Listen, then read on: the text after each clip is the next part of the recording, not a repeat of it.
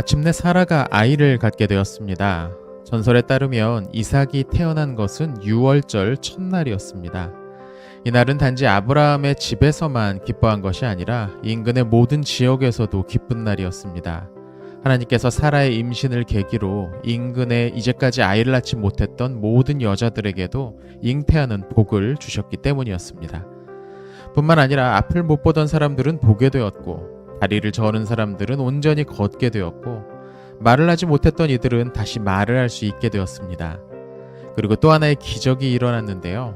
이삭이 태어나던 날 떠오른 해가 이제까지 본 적이 없을 정도로 밝게 빛났다는 거죠. 이런 묘사들을 보면 유대인들이 아브라함의 아들인 이삭의 출생을 굉장히 중요하게 보고 있다는 걸 알 수 있습니다. 이삭을 낳았을 때 아브라함의 나이는 100세였습니다. 당연히 이 사건에 관해서 의심을 품는 사람들도 있었나 봅니다. 어떻게 100세나 된 노인이 아들을 낳을 수 있느냐는 거죠.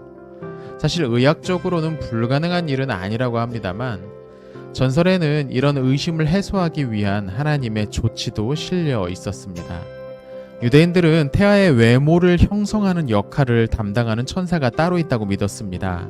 하나님은 바로 그 천사를 부르셔서 이삭이 잉태되어 있는 동안 그 외모를 아브라함을 꼭 빼닮게 만들라고 명령하셨습니다. 때문에 이삭이 태어나자 그 얼굴을 보는 사람들은 모두 이 아이는 정말로 아브라함의 아들이구나 하고 알아볼 수 있게 하셨다는 거죠. 그리고 아브라함 쪽에서도 한 가지 조치가 취해졌습니다. 아이가 태어난 지 8일째 되는 날 할례 의식을 아주 거창하게 열었던 거죠. 아브라함은 이 자리에 셈과 에벨, 블레셋 왕인 아비멜렉과 그 신하들, 그 군사령관이었던 비골, 그리고 아브라함의 형제인 나홀도 초대했습니다.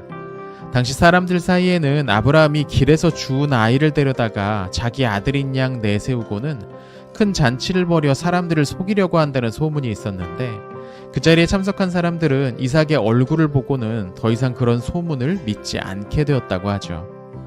그리고 이 자리에서 또 한 가지 기적적인 사건이 벌어졌습니다. 아브라함은 이 잔치에 남자들만이 아니라 그들의 아내들과 아이들도 함께 초대를 했는데요. 여기에서 사라의 젖이 거기에 참석한 모든 아이들에게 물릴 만큼 많이 나왔다는 겁니다. 사라의 젖을 먹은 아이들은 경건한 생각을 하는 사람들로 자랐고 후에 하나님을 믿는 개종자가 되었다는 건데요. 사라를 모든 민족의 어머니라고 칭하는 창세기의 구절을 이런 식으로 발전시켰던 것 같습니다. 이 아이들은 후에 다 가나안 지역의 통치자가 되었는데 토라를 받아들이진 않아서 결국 그들의 통치권을 잃어버리게 되었다는 말도 덧붙여집니다. 이들은 모든 개종자들과 경건한 이방인들의 조상이었죠. 이삭이 점점 자라면서 앞서 태어났던 이스마엘과 장자권을 두고 갈등이 발생했습니다.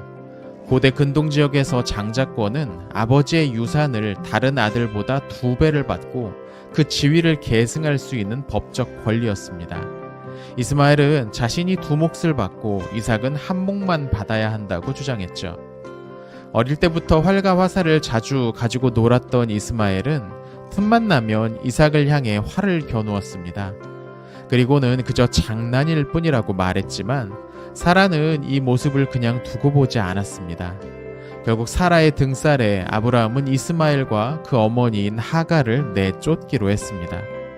하갈은 아들 이스마엘과 함께 자신의 고향인 이집트로 돌아갔습니다. 그리고 거기에서 아들을 위해 아내를 골라주었죠. 이스마엘의 아내는 4명의 아들과 딸을 하나 낳았고 이들 가족은 광야로 나아가 장막을 치고 살았습니다. 하나님은 아브라함을 생각하셔서 이스마엘에게 복을 주셨고 곧 그는 많은 양떼와 소떼를 보유한 부자가 되었죠. 어느 날 아브라함은 아들인 이스마엘이 보고 싶어졌습니다. 그리고 소문을 물어가며 광야에 있는 이스마엘의 장막에 도착했죠. 그런데 마침 이스마엘은 장막에 없었고 그의 아내, 즉 아브라함의 며느리만 자식들과 함께 남아 있었습니다. 그러나 이스마엘의 아내는 한 번도 만나본 적이 없었던 아브라함의 얼굴을 알아보지 못했죠. 당시 시간은 정오에 가까웠고 뜨거운 햇볕으로 인해 매우 더웠습니다. 아브라함은 며느리에게 물 좀 달라고 요청했지만 이스마엘의 아내는 웬 노인이 와서 귀찮게 하느냐는 태도로 자기에는 물도 떡도 없다고 시큰둥하게 대답하고는 무시해버렸습니다. 그리고는 자기 아이들을 때리면서 욕을 하고 남편이 이스마엘과 본 적이 없는 아브라함을 헐뜯는 말을 해댔습니다. 아브라함은 그런 이스마엘의 아내를 불러서 남편이 돌아오면 블레셋에서 아주 늙은 사람이 당신을 만나보기 위해 왔는데 생김새가 이러했다.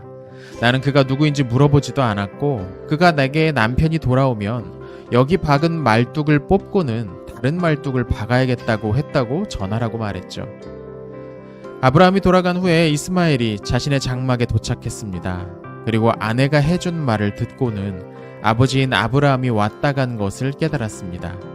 뿐만 아니라 자신의 아내가 아버지를 공경하지 않았다는 것도 알았죠.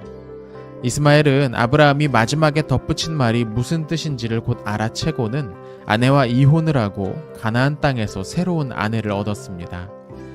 3년 후 다시 아브라함이 아들인 이스마엘을 보고자 찾아왔습니다.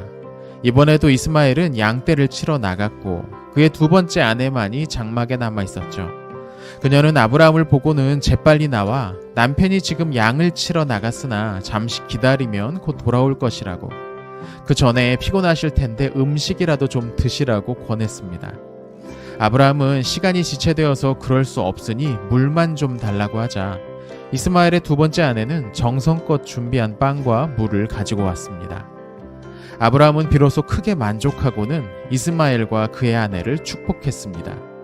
그는 이스마엘의 아내에게 남편이 돌아오면 블레셋에서 이러이러한 모습을 한 노인이 찾아왔다가 돌아갔으며 내가 물과 떡을 내어주자 그가 흡족해했다고, 또 그가 말하기를 이스마엘의 장막 말뚝은 아주 훌륭하니 옮기지 말라고 했다고 전하라고 말했습니다. 아브라함이 돌아간 뒤 이스마엘이 자신의 장막으로 돌아왔고 그는 아내로부터 아버지가 남긴 말을 전해 듣고는 크게 기뻐했습니다. 두 번이나 아버지를 만날 기회를 놓친 이스마엘은 아예 자신의 아내와 자식들 그리고 가축대를 몰고는 아버지가 계시는 블레셋 땅으로 이주했습니다. 아브라함은 크게 기뻐했고 이스마엘은 그곳에서 아버지 아브라함과 함께 오랫동안 같이 지냈습니다. 유대인의 전설에서 이스마엘은 나름 의로운 인물로 묘사되는 것 같습니다. 물론 이삭을 위협하는 모습을 보이기도 했지만 어린 시절의 치기라고도 볼 수 있죠. 앞서 하갈과 함께 아브라함의 집에서 쫓겨났을 때에도 광야에서 물이 없어 괴로워하는 두 모자에게 하나님이 샘물을 주시자 천사들이 항의를 했다는 이야기도 있는데요. 훗날 이스마엘의 후손들이 이스라엘 백성들을 괴롭히게 될 것을 아시면서 그러시느냐는 것이었습니다. 그러자 하나님은 지금 이스마엘이 의롭지 않느냐며 천사들의 항의를 물리치셨다고도 전하죠. 오늘 이야기는 여기까지입니다. 구독과 좋아요는 영상 제작에 정말 큰 힘이 됩니다. 다음에 또 재미있는 전설 이야기로 돌아오겠습니다. 시청해주셔서 감사합니다.